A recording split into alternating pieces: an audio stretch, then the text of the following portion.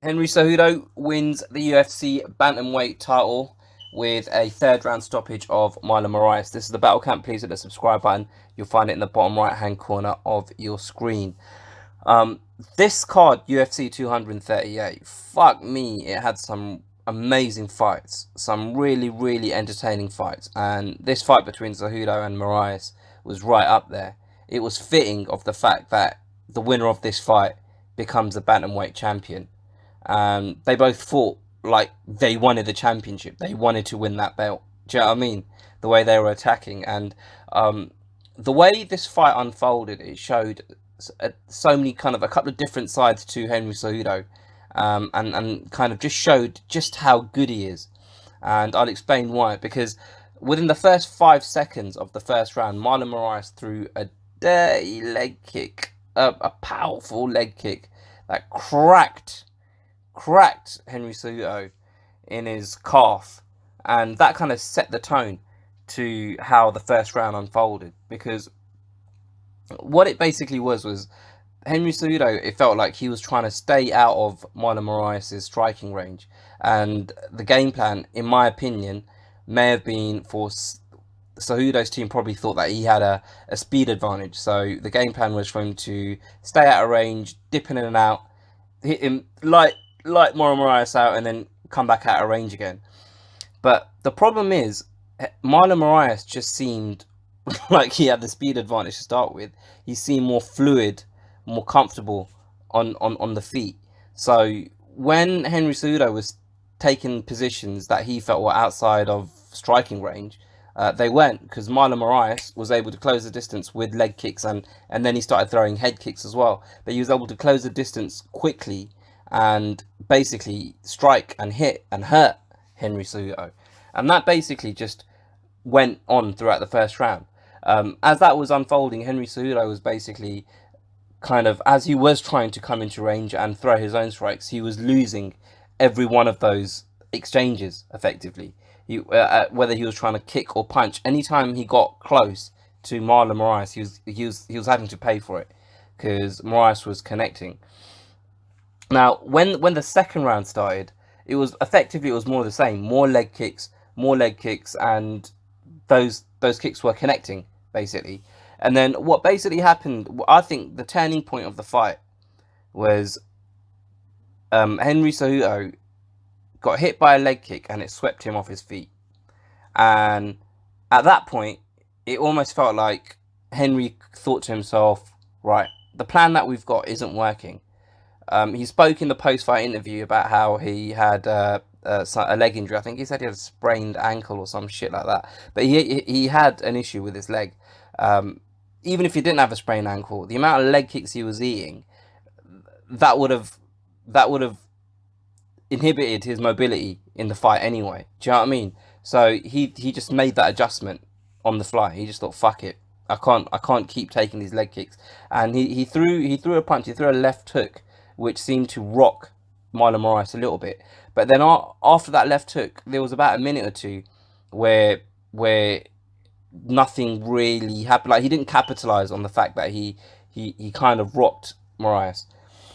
Where I was impressed with Henry Cejudo is when he got swept off his feet with that leg kick, he just started walking forward. He started walking forward, and he's got a crazy chin. I mean, both of these guys got these big fucking heads. Like, if you see them in the cage, you see them fighting. Like, their bodies are so small. It's like, it looks like their heads should be on the bodies of like a middleweight or a light heavyweight, not on these little bantamweights. Do you know what I mean? But that's not part of that's by the by. But yeah, so he started walking forward and brawling, and he landed some right hooks, and then so the turning point in the game plan for Henry Cejudo was that leg kick that he took, and he got swept off his feet, and he thought, fuck it, I've got to go for broke now. And then I think the turning point where the fight actually turned in Henry Cejudo's favour is before. Okay, so basically he got Moraes in a tie clinch, and he landed some knees to Moraes' head. So that was a turning point. But before that, slightly before that, so when he was walking forward, he started actually hitting Moraes, and Cejudo started winning the exchanges. Whereas in the first round, Moraes was winning those same exchanges. And then as soon as he landed those big knees to the head, that was it. The momentum shifted in Cejudo's favour. In the third round, he basically landed a few strikes with the hands, and then he got him back into that tie clinch, knees to the head, and then it turned into a bit of a grappling exchange. He managed to get Moraes on the floor. He went for a choke. I can't remember what kind of choke it was. And then there was another scramble. Moraes went for an armbar, which he lost, and then quite quickly after that armbar attempt, Moraes just seemed really fucking tired, and Cejudo was able to basically get the finish with ground and pound. Um, I'm impressed with Henry. His kind of like the way he is outside of the cage, the way he is outside of the octagon, the way he speaks, the way he conducts himself, the way he carries himself. I was shocked when they showed the tail of the tape, the opening graphic, and it said Henry Cejudo is 32 years old. Because in my head, the way he behaves, I thought he was early 20s. Do you know what I mean? And because of that, the way he fights, I didn't think he was this intelligent in terms of as a fighter. Like the way he was able to assess what was going on, and he made those adjustments to win the fight. That impressed me a lot, to be fair. Not that he gives a fuck about impressing me, but I didn't realize he had it in him. But then again, from the first fight with the Demetrius Johnson, and then the second fight, the way he fought those two fights completely differently. He's shown he can do it. He's done it before. Do you know what I mean? But yeah, like because he hasn't had that many fights. When he came into the UFC, he was just the Olympic gold medalist. It's true. It's damn true. But like, I suppose what I'm trying to say is his age, 32. It isn't the right representation of his career, because he started his MMA career quite late. He made his debut, I'm on his Wikipedia page now, I don't know this off the top of my head, but he made his MMA debut in 2013, which it's not that long ago for how much he's achieved in the sport. And that's testament to the fact that he's been able to grow and pick things up, and his intelligence in the actual octagon, in the cage, is so high. Do you know what I mean? It's not just the fact that he's been able to learn the technique. It's the fact that he's able to figure out his opponents in the cage and change the way he's fighting to take advantages of openings that he's seeing in his opponent. And he did that yesterday against Marlon Moraes. And in all of what I've just said, it was fucking fun. It was entertaining. It was such a good fight.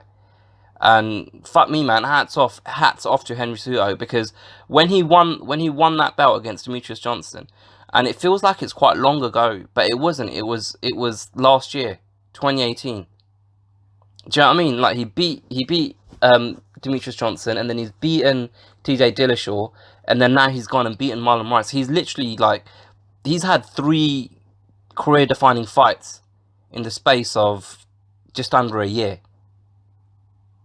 Like that's a lot to talk about, man. That's a massive achievement. And it's not like he's doing it against people that like shit fighters. Do you know what I mean? Like every single one of these fights, he's been the underdog, and he's proved a lot of people wrong. And that chin of his, man, like some of those strikes that Marlon Moraes landed, and those, like they might not have knocked out other opponents, but they definitely would have rocked him. They definitely would have stunned other opponents. And that's where Marlon Moraes is so strong. He smells blood and he goes for the kill. He's got that killer instinct, and he gets the finish. But he couldn't do that against Henry Cejudo, because his chin is like he's got a fucking chin on him. He's got a big old head, and that head, it enables him to absorb punishment, man. So I mean, he's like that nickname, King of Cringe. It suits him down to the ground, because just the way he conducts himself outside of the ring. But like I'm starting to like it. Like when he comes on, like when he comes with those like props, when he does those face offs, like it's cringy, but I like it. Like if he doesn't do it in his next fight, there'd be a part of me that would be disappointed. I wasn't sure about his call outs at the end of when in his interview with Joe Rogan. I want to see him fight Aljamain Sterling.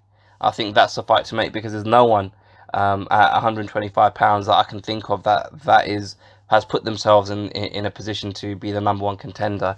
But for me, there's a clear number one contender at bantamweight, and that's Aljamain Sterling, and I think he deserves a shot, and I'd love to see them to get it on that, you know, some point later in the year.